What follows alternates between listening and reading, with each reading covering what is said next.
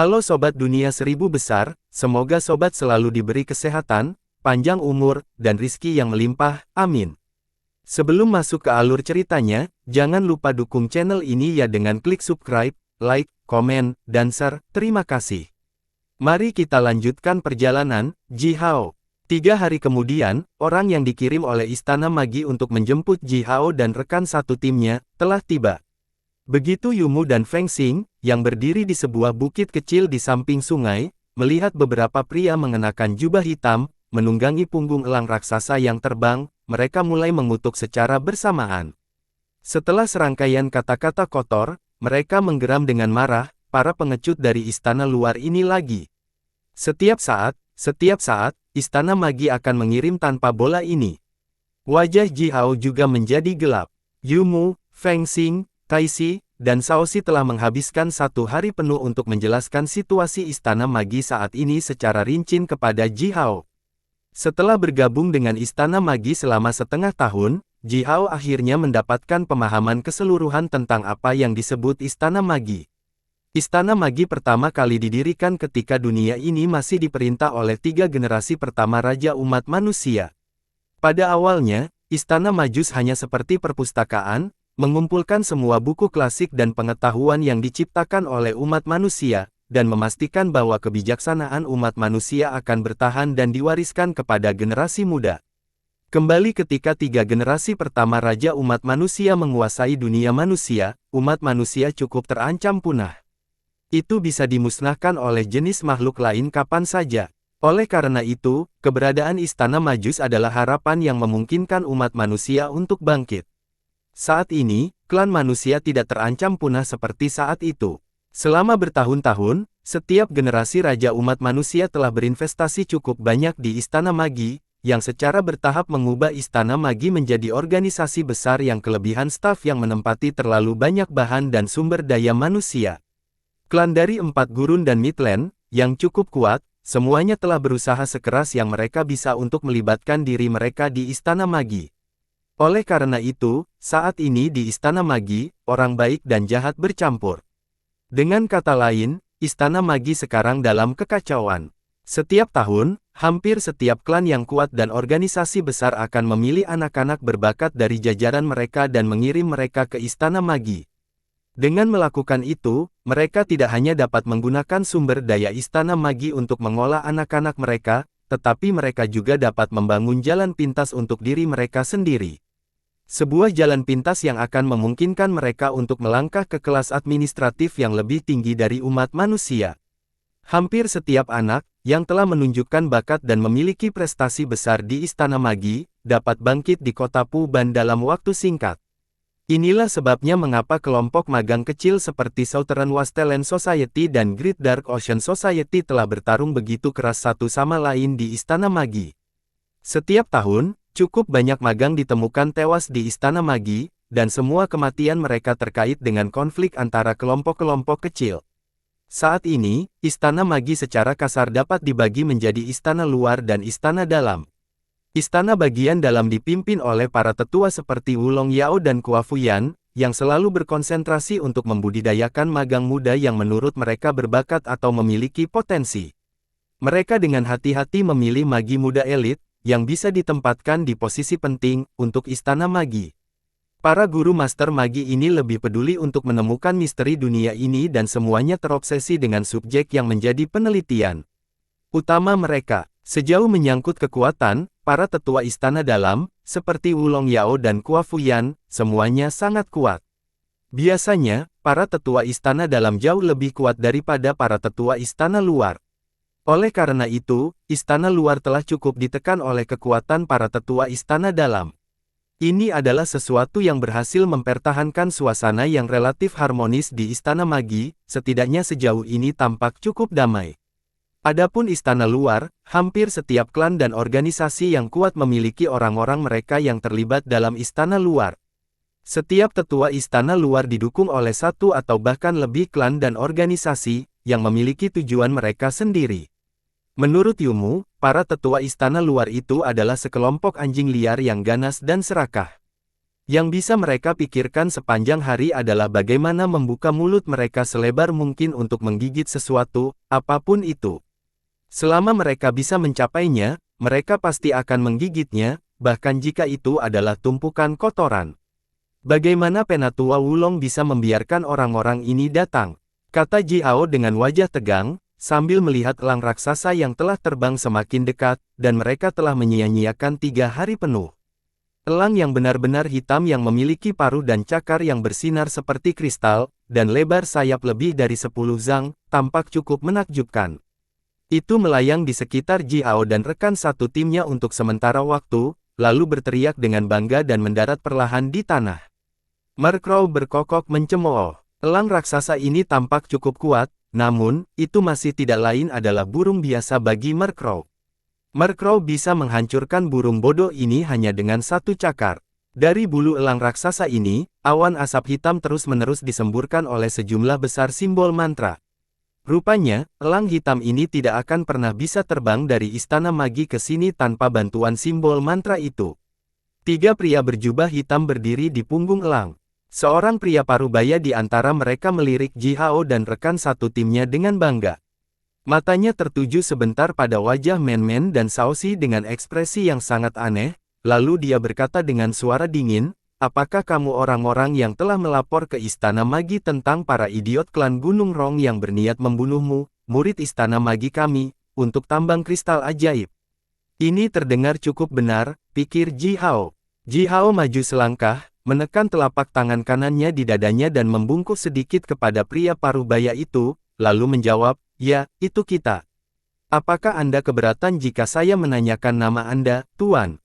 Pria parubaya itu tersenyum hambar, lalu berkata, saya Meng Ao, lahir di klan Qiongqi di Gurun Barat, sekarang bekerja untuk Istana Magi sebagai diaken. Kali ini, Istana Magi mengirim saya untuk memperbaiki timbangan untuk Anda mengenai kasus klan Gunung Rong ini.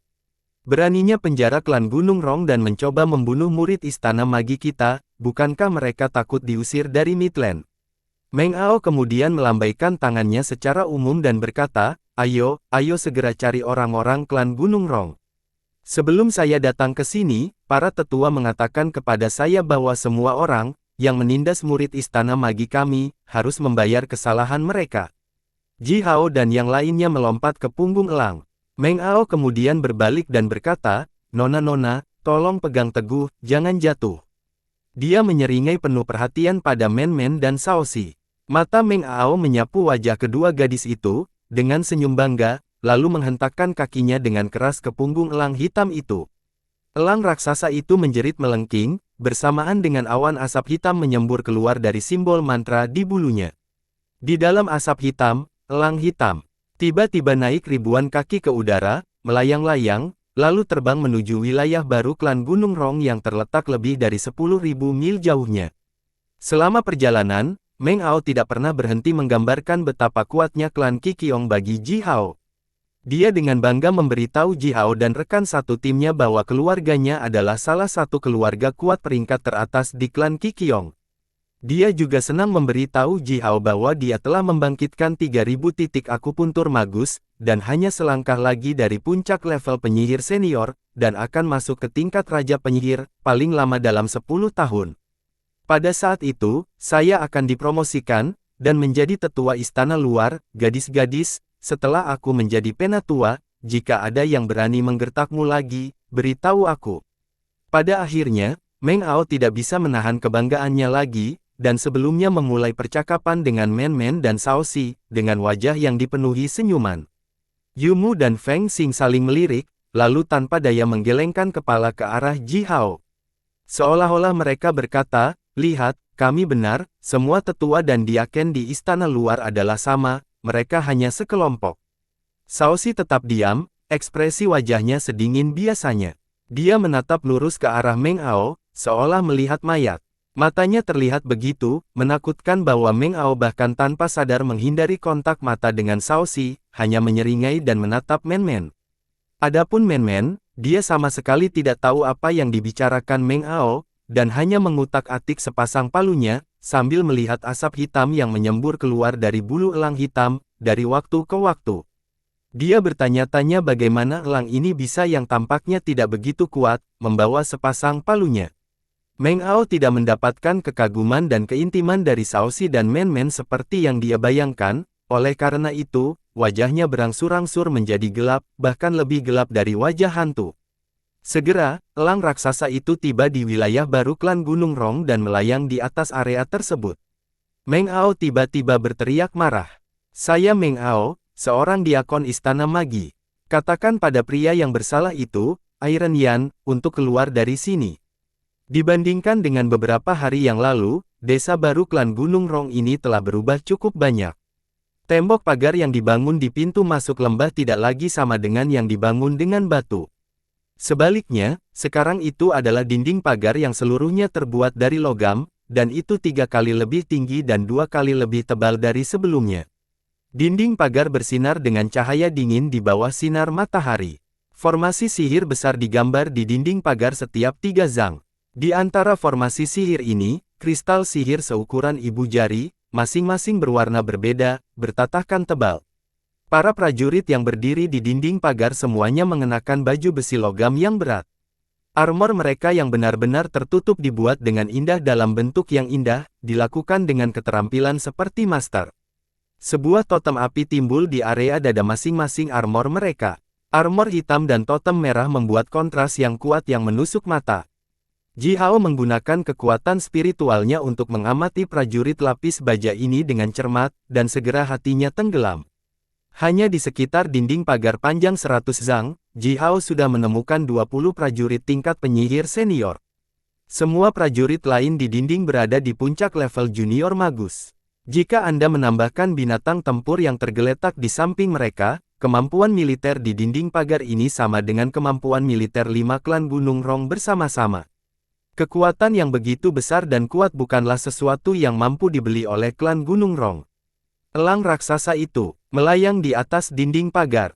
Meng Ao mengeluarkan tablet identitasnya, yang dengan jelas menunjukkan bahwa dia adalah diakon istana magi, lalu berteriak dengan arogan. Para prajurit yang berdiri di dinding pagar tetap diam, seperti patung. Meng Ao tampaknya sangat tersinggung dengan ini. Wajahnya bahkan membiru dan suaranya semakin keras, beraninya kamu. Apakah kamu, klan Gunung Rong, mencoba membuat marah istana magi kita? Setelah beberapa saat, diikuti oleh suara langkah kaki yang tidak tergesa-gesa, Penatua Iron Yan, yang sekarang telah berubah menjadi jubah sutra yang bersih dan mewah dan yang pinggangnya dililitkan oleh sabuk emas murni lebar yang telah dihiasi dengan potongan besar batu giok, berjalan perlahan ke dinding pagar. Keduanya, rambut dan janggutnya, disikat dengan sempurna. Murid Ji Hao langsung menyusut. Penatua Iron Yan selalu berjalan-jalan dengan tubuh bagian atasnya yang telanjang.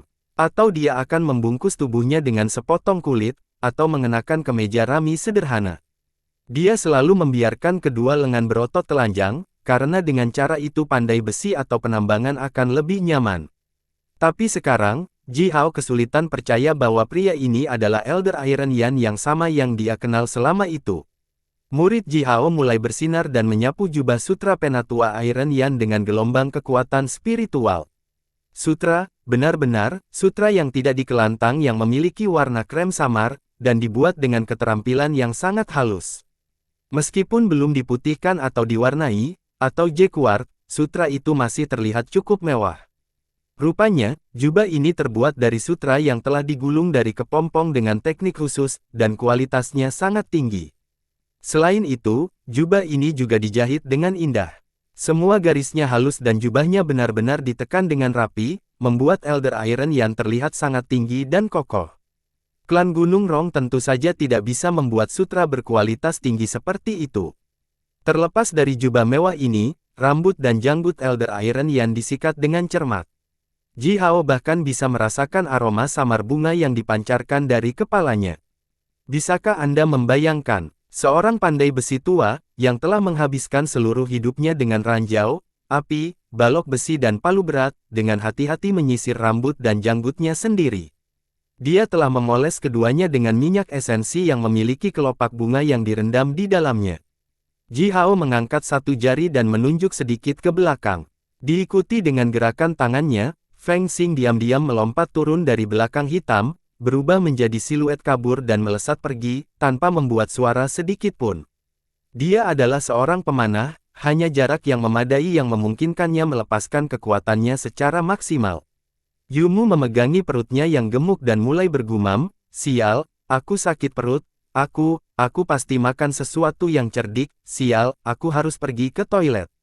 Sambil mengeluh, Yumu buru-buru melompat ke bawah, menghantam tanah dengan keras lalu bergegas ke hutan lebat sambil kentut sampai ke sana. Ji Hao menyapu kekuatan spiritualnya melintasi hutan dan menemukan bahwa Fatso Yumu telah bergegas ke hutan, membuat lingkaran dan bergerak menuju ujung lembah yang lain, seperti yang diantisipasi Ji Hao. Ji Hao dan rekan satu timnya telah membantu eksplorasi lembah ini, oleh karena itu, mereka tahu dengan jelas bahwa satu-satunya sungai kecil di lembah adalah satu-satunya sumber daya air di seluruh daerah ini. Jika Fatso itu, Yumu, menjadi jahat dan melemparkan beberapa racunnya ke sungai, semua orang klan Gunung Rong harus meneteskan air mata, rasa terima kasih. Taisi tampak bingung pada Yumu dan Feng Xing, yang melesat pergi, membuka mulutnya dan bersiap untuk mengatakan sesuatu. Namun, sebelum dia mengeluarkan sepatah kata pun, Shaoxi membengkokkan jari telunjuknya dan mengetuk tulang rusuknya dengan keras. Gelombang rasa sakit yang luar biasa langsung menghantam tubuh Taisi. Wajahnya segera menjadi pucat mematikan, sementara keringat dingin mengalir dari dahinya dalam aliran. Shaoxi kemudian berkata dengan hambar, "Oh saudaraku, apakah kamu mengalami rasa sakit lagi?" "Maaf, Anda Diaken yang terhormat, saya harus membawa saudara laki-laki saya untuk menemukan beberapa obat herbal penghilang rasa sakit di hutan. Men, ayo, bantu aku menjaga Taisi." Saat berbicara, Shaoxi meraih leher Taisi dan menggendongnya sementara dengan tangannya yang lain dia memegang tangan Men, yang belum menyadari apa yang baru saja terjadi di sekitar sini, lalu melompat turun dari punggung elang juga dan bergegas dengan cepat ke hutan. Ji Hao tidak bisa menahan senyum senang. Sejak kapan anggota tim sementara ini mulai bekerja sama dengan sangat sempurna? Ji Hao merasa cukup hebat. Dia membusungkan dadanya sambil menyeringai, lalu tiba-tiba melengkungkan sudut mulutnya ke bawah, mengarahkan jarinya ke Penatua Iron Yan dan berteriak, "Kamu tua. Apakah kamu tidak merasa malu? Diakon Meng Ao, inilah yang menjebak kita di bawah tanah dan mencoba membunuh kita. Jika gua bawah tanah secara tidak sengaja runtuh dan menunjukkan sungai bawah tanah yang memungkinkan kita untuk bertahan hidup, kita akan terjebak mati di sana sekarang." Meng Ao juga cukup marah.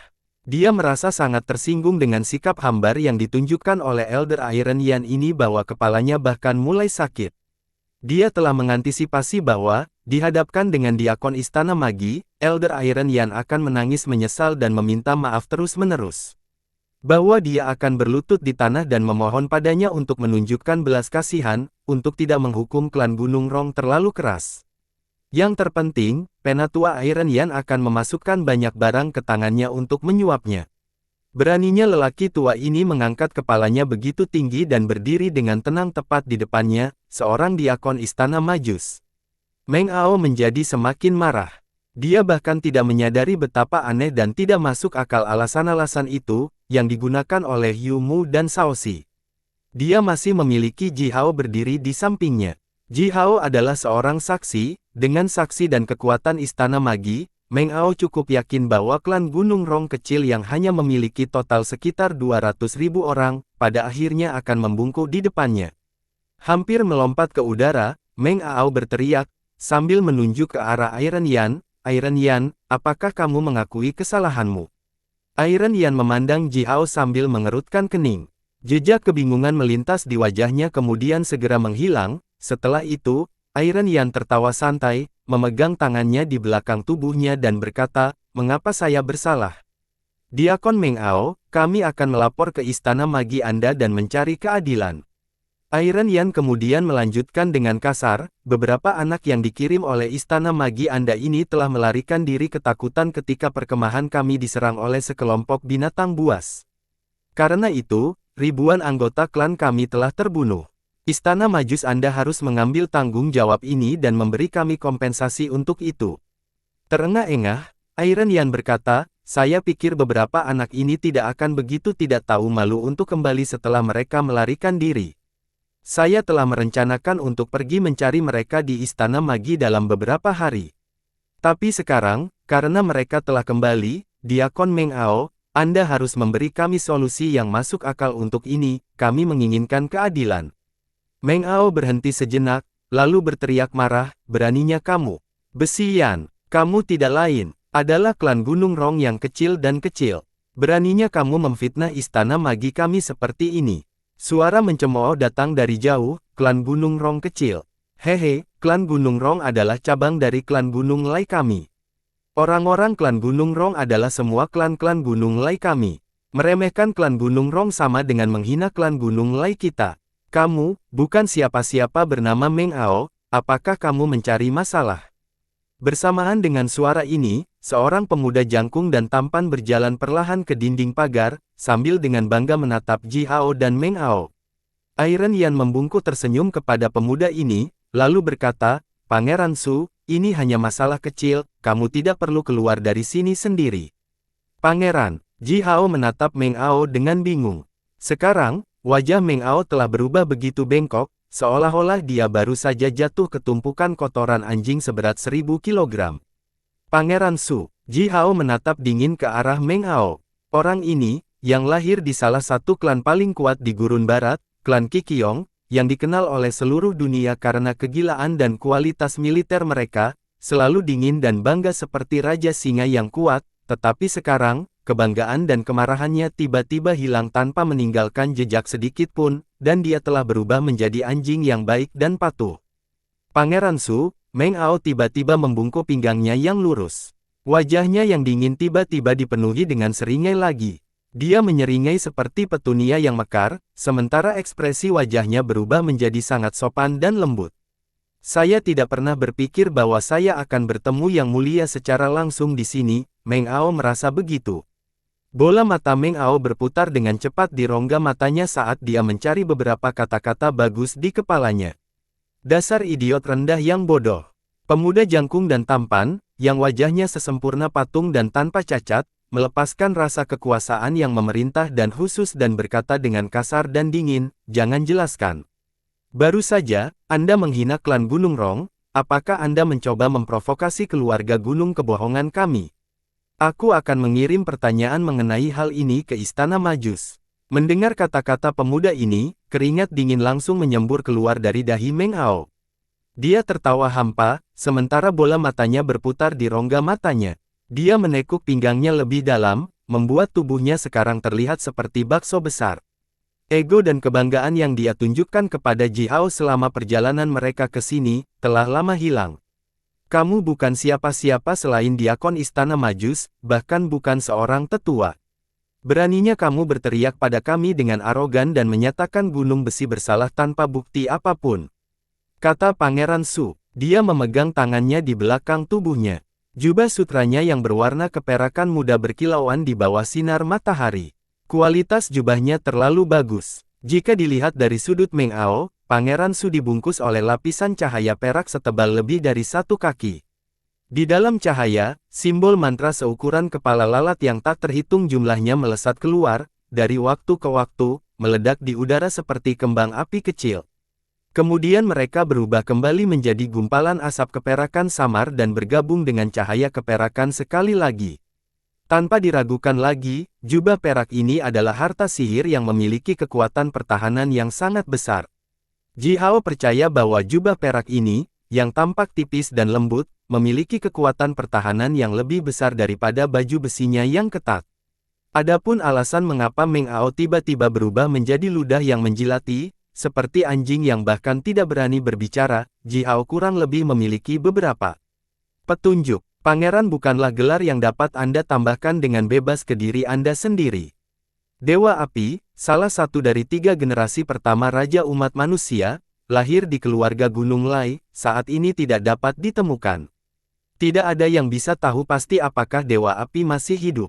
Namun, setidaknya, orang-orang tahu bahwa dia sudah meninggalkan Midland, yang merupakan fakta di atas meja.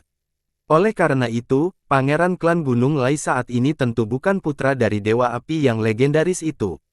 Sebaliknya, semua pemuda, yang telah mendapatkan gelar pangeran di klan Gunung Lai, adalah kerabat jauh elit dari Dewa Api itu, dan dipilih dengan cermat oleh keluarga. Pangeran ini kemudian dibudidayakan oleh keluarga dengan semua sumber daya yang tersedia. Alasan mengapa mereka diberi gelar pangeran adalah karena masing-masing dari mereka memiliki potensi untuk menjadi generasi berikutnya dari Dewa Api.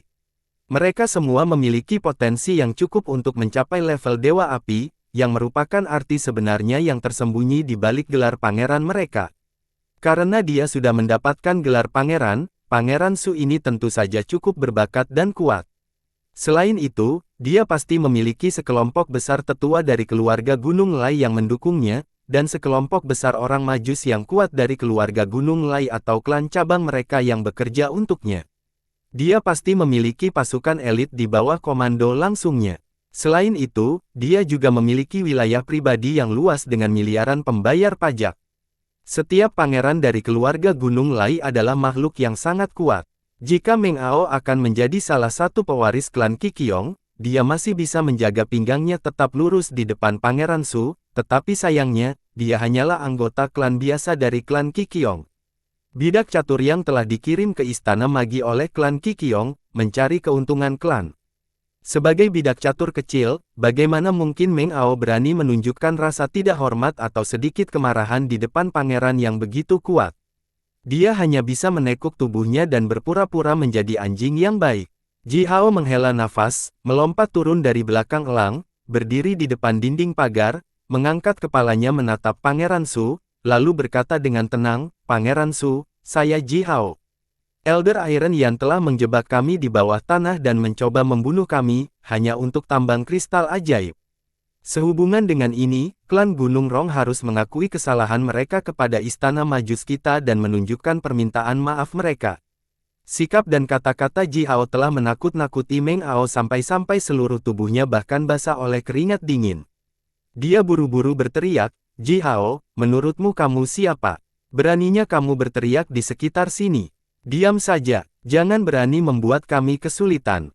Kamu diam." Pangeran Su melirik Meng Ao dan berkata, "Ini tidak ada hubungannya denganmu, kamu harus tutup mulut dan tetap di sana, lihat saja.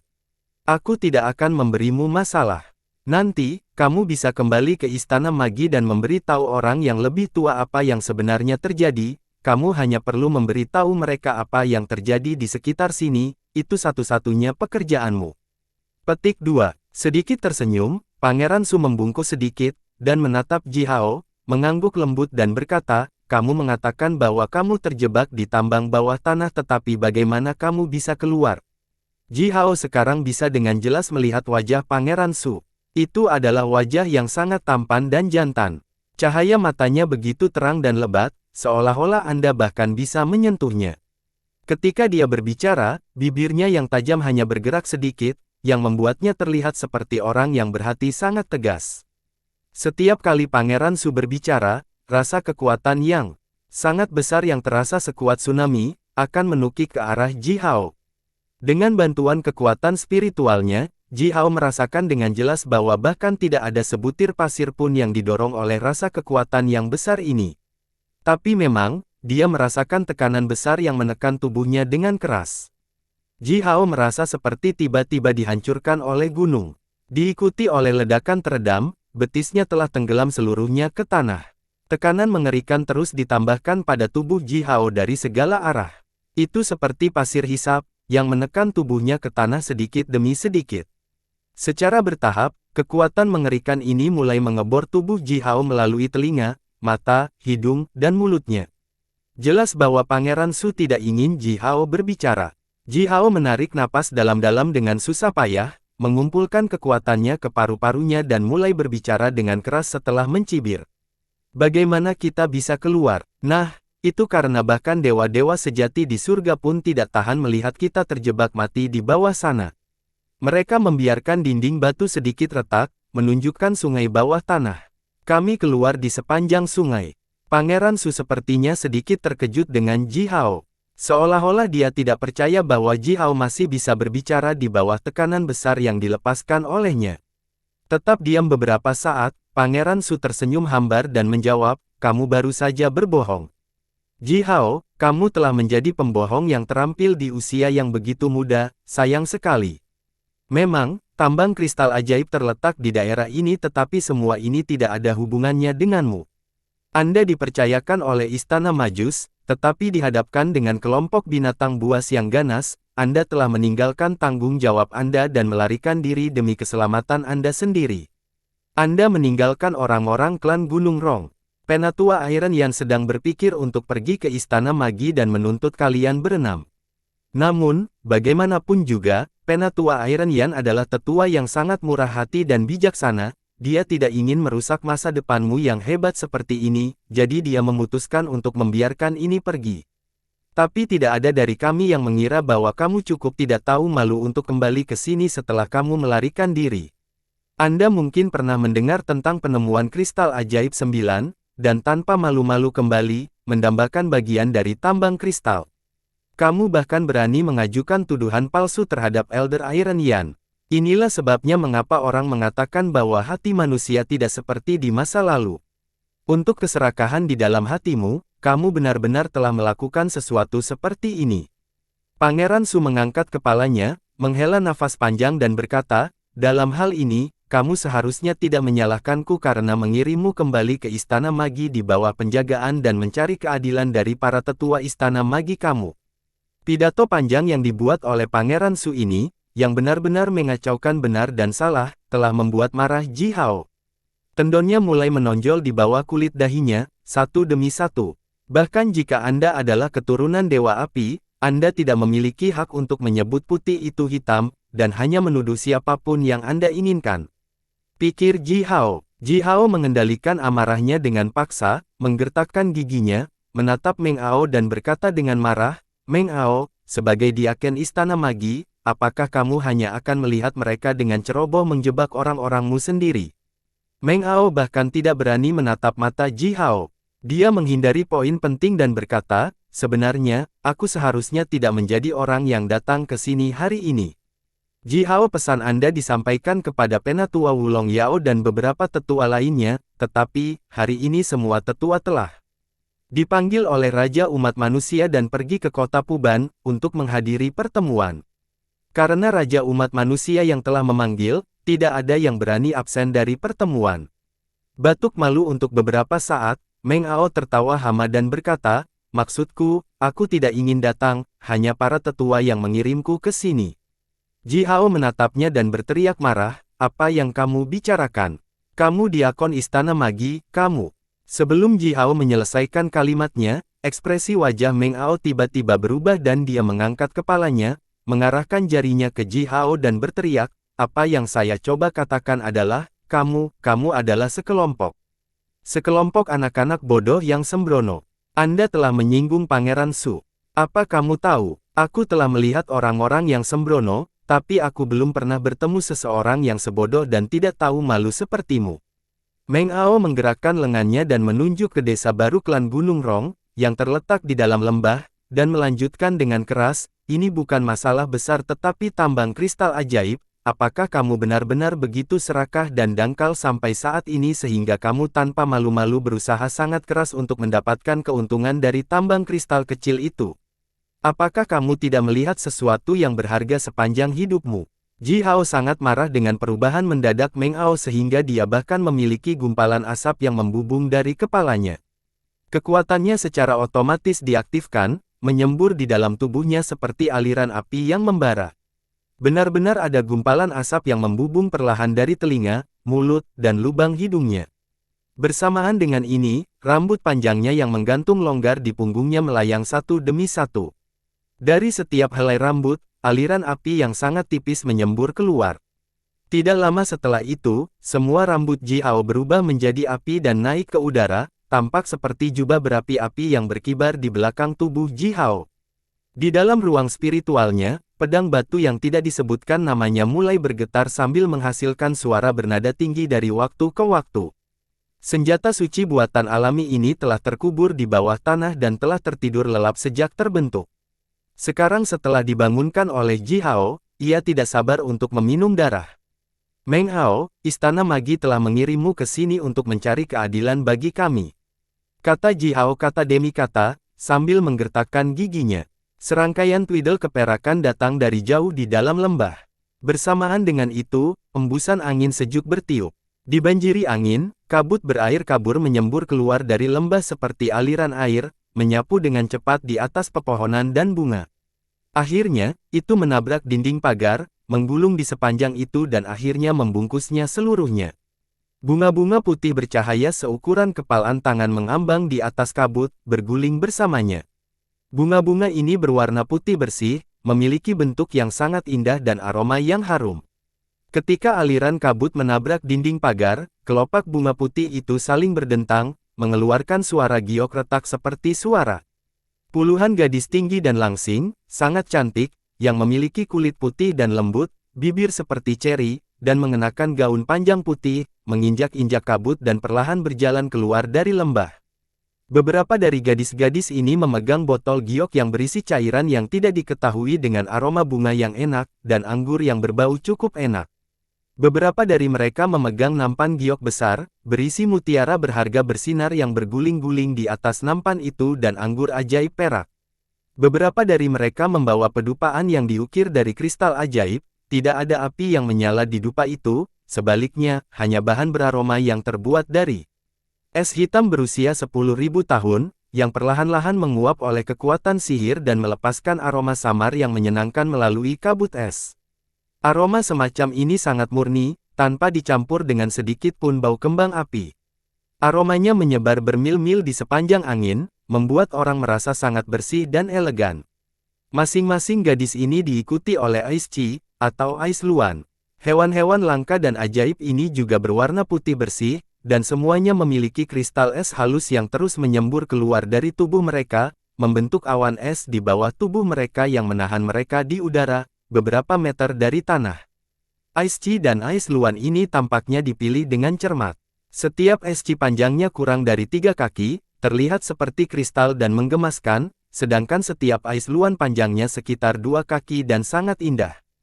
Mereka mengamati daerah sekitarnya dengan rasa ingin tahu, dengan sepasang mata yang bersinar terang.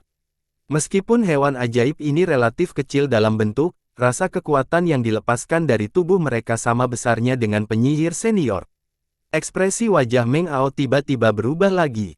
Dia sudah berubah menjadi anjing yang baik di depan Pangeran Su, tetapi sekarang, begitu dia melihat semua gadis dan hewan ini, dia langsung berubah menjadi anjing yang terluka malang, yang telah patah di pinggang. Dia hampir berlutut di tanah dan memohon belas kasihan. Ji Hao menatap wajah Meng Ao yang berubah begitu tiba-tiba, dengan ekspresi dingin.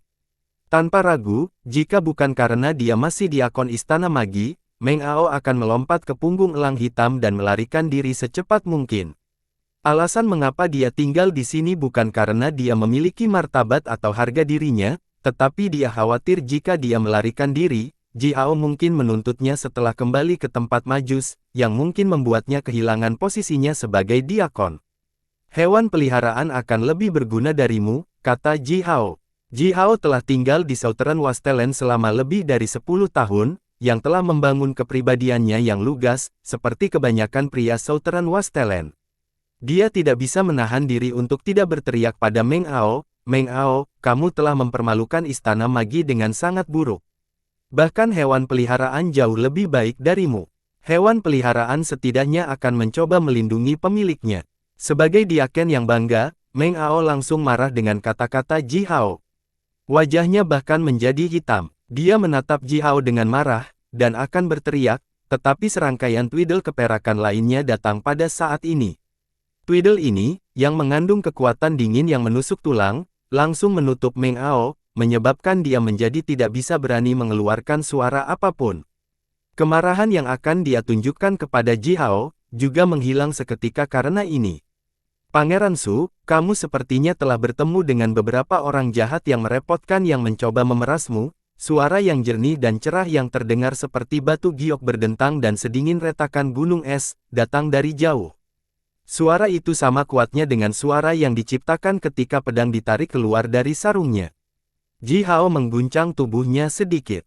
Dia merasakan aliran kekuatan dingin dengan cepat berkumpul dari segala arah, mencoba menyembur ke tubuhnya melalui pori-porinya.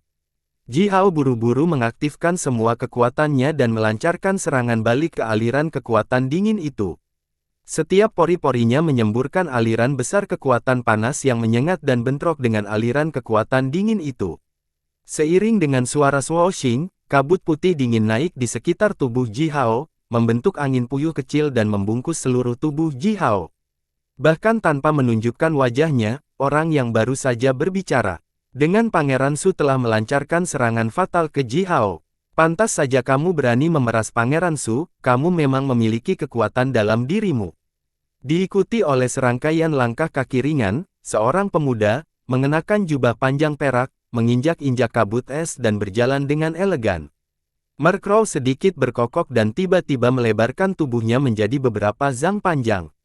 Itu membawa Ji Hao dan perlahan melayang ke udara, sedikit lebih tinggi dari dinding pagar.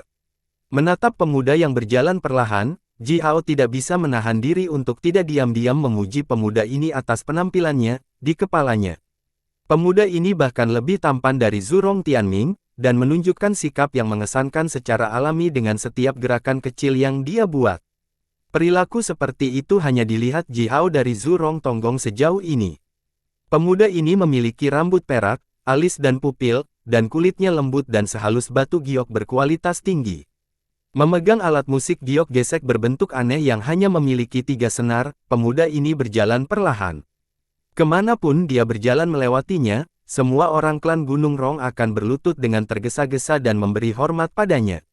Pangeran Su menoleh sambil tersenyum menoleh, membungkuk sedikit kepada pemuda dengan rambut keperakan, dan berkata, hanya beberapa anjing liar yang menggonggong. Aku tidak bermaksud mengganggumu, Pangeran Wu Yu tersayang. Sebagai kakak laki-laki, saya minta maaf atas keramahan yang longgar. Pemuda dengan rambut perak itu tertawa terbahak-bahak, menatap Ji Hao dari kejauhan dan berkata, saya Pangeran Wu Yu, Anda juga bisa memanggil saya Gonggong Wu Yu. Orang serakah dan pengecut sepertimu, karena aku sudah melihatmu, bagaimana aku bisa membiarkanmu kembali ke Istana Magi hidup-hidup. Saat berbicara, Gonggong Wu Yu membengkokkan jarinya dan alat musik gesek itu tiba-tiba mengeluarkan suara yang menggelegar dan menusuk telinga. Pangeran Wu Yu, Gonggong Wu Yu, putra Dewa Air. Hati Ji Hao langsung tenggelam. Dihadapkan dengan tekanan ganda yang diberikan Pangeran Su dan Pangeran Wu Yu, dia menatap mereka berdua dengan tenang dan berkata, tidak berpikir bahwa hanya tambang kristal ajaib kecil yang bisa membuatmu, Pangeran Wu Yu yang terhormat, datang sendiri. Karena Pangeran Wu Yu sudah mengatakan bahwa dia tidak akan membiarkan Ji Hao kembali hidup-hidup ke Istana Magi, Ji Hao tidak perlu tetap sopan kepada mereka berdua. Dalam hal ini, Ji Hao segera mengeluarkan kalimat yang menyindir bahwa Gonggong Wu Yu telah menerima manfaat yang diberikan oleh Pangeran Su untuk membantunya menjebak Ji Hao untuk tambang kristal ajaib ini. Pupil keperakan Pangeran Wu Yu tiba-tiba menjadi warna biru tua yang aneh, dan tampak begitu dalam sehingga tampak seperti lautan tanpa dasar dengan ombak yang menderu dan bergulung. Senar transparan alat musiknya mengeluarkan suara gemerincing yang bagus.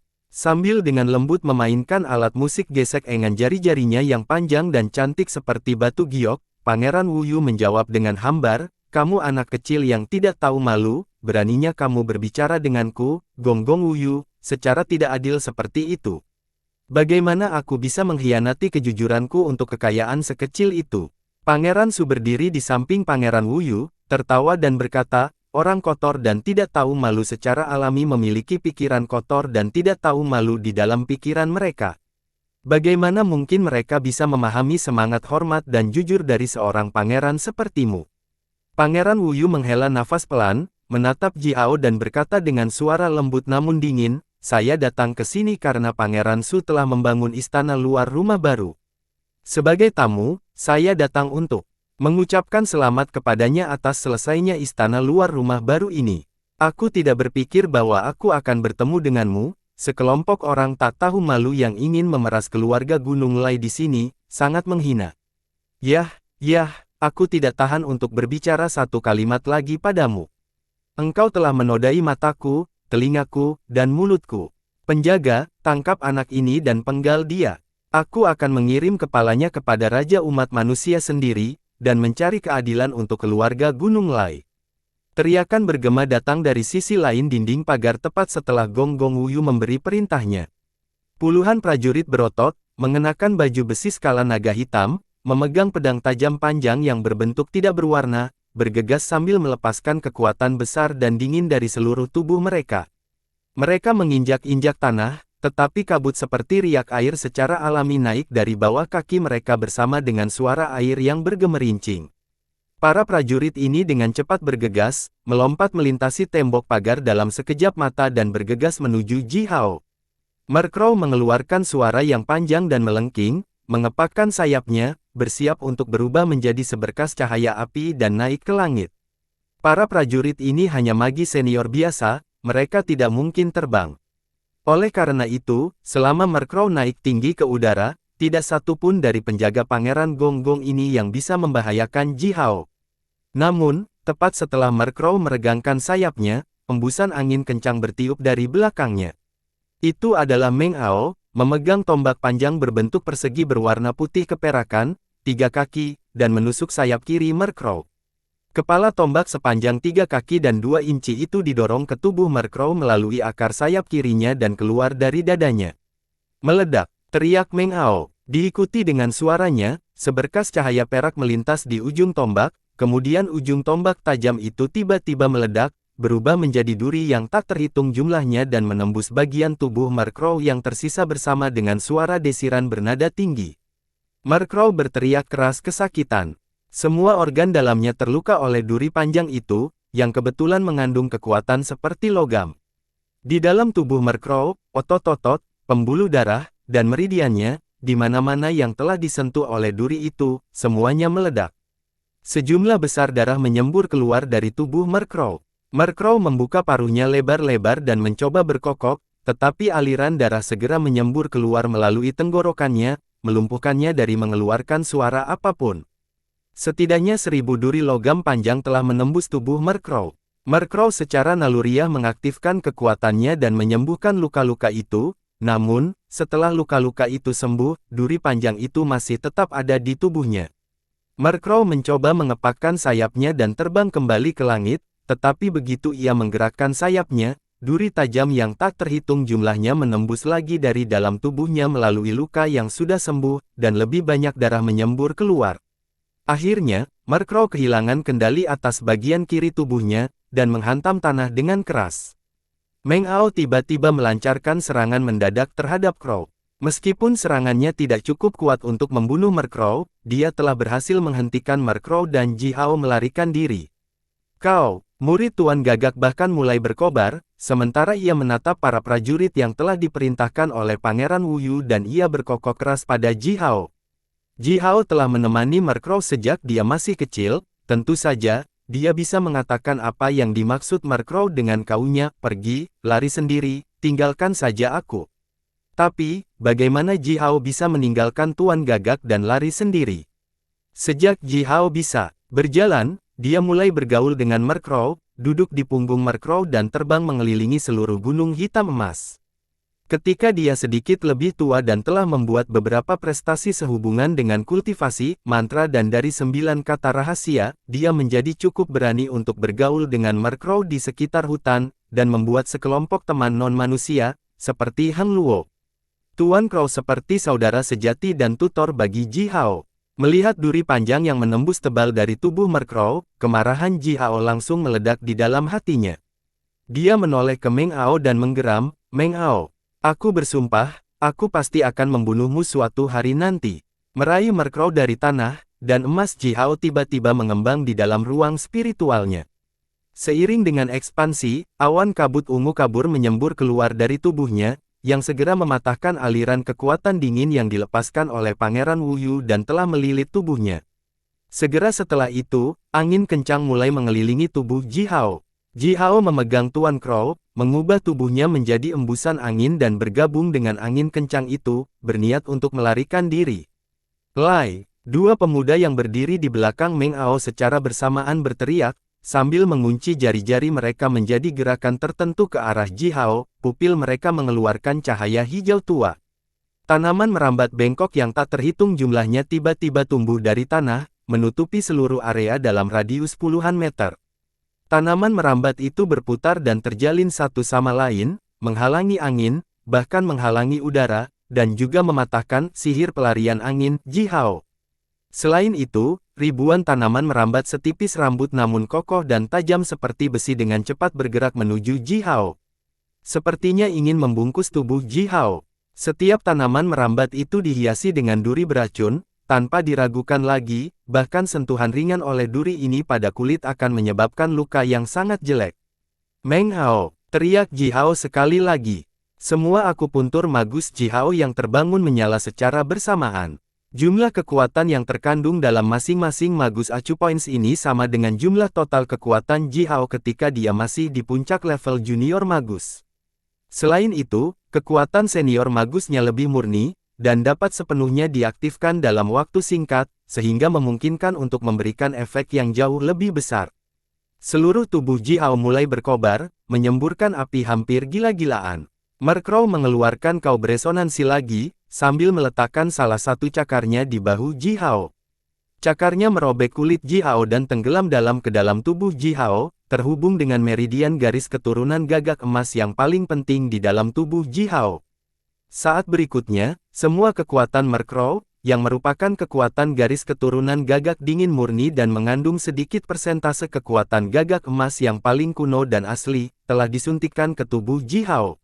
Mark Crow telah hidup selama lebih dari 1000 tahun, oleh karena itu, kekuatan garis keturunannya jauh lebih besar dan lebih murni daripada kekuatan penyihir senior Ji Hao yang baru. Meskipun Ji Hao telah membangkitkan semua meridiannya, jumlah total kekuatan Mark Crow masih lebih besar dari Ji Hao, setidaknya 10 kali lipat. Dilihat hanya dari jumlah dan kemurnian kekuatan, Ji Hao bahkan tidak bisa dibandingkan dengan Tuan Gagak. Aliran kekuatan besar dari garis keturunan gagak emas disuntikkan ke tubuh Ji Hao, dan dengan cepat dibagi menjadi dua aliran oleh kekuatan spiritual Ji Hao, dan menyembur ke sepatu bot bear bulu berapi-api yang telah bergabung dengan betis Ji Hao. Sepatu bot bulu yang berapi-api di betis Ji Hao langsung dibakar oleh aliran kekuatan besar. Bulu gagak yang menyala-nyala yang tak terhitung jumlahnya melesat keluar dari betis Ji Hao, dengan cepat terbentuk menjadi sepasang sepatu bot merah emas. Mereka secara otomatis dikenakan di kaki Ji Hao. Tepat setelah itu, seberkas cahaya berapi-api tiba-tiba melintas di udara. Seiring dengan berkas cahaya, tubuh Ji Hao, Tuan Gagak dan dua bayi ular api sihir, semuanya berubah menjadi satu kolom api dan naik langsung ke udara. Sepatu bot berbulu berapi-api, salah satu harta magi yang diwariskan dari klan Gagak Emas, setelah diaktifkan, itu akan memungkinkan pengguna untuk melakukan perjalanan melintasi ruang manapun dalam sekejap mata. Pengguna akan dapat mengeluarkan api sihir gagak emas yang cukup kuat untuk membakar benda biasa menjadi kepulan asap untuk melindungi penggunanya. Dengan kekuatan Ji Hao dan Mark Crow, Ji Hao hanya bisa mengaktifkan sepatu bot bulu yang berapi-api untuk waktu yang sangat singkat, tetapi itu lebih dari cukup bagi mereka untuk melarikan diri dari bahaya mematikan ini. Semua tanaman merambat di sekitar Ji Hao terbakar menjadi asap. Ji Hao juga mengeluarkan sayapnya yang berapi-api, yang memungkinkannya bergerak lebih cepat 10 kali lipat. Dalam satu saat, Ji Hao telah melesat lebih dari puluhan mil, sambil meninggalkan puluhan serpihan bayangan yang berapi-api di belakangnya. Bersambung.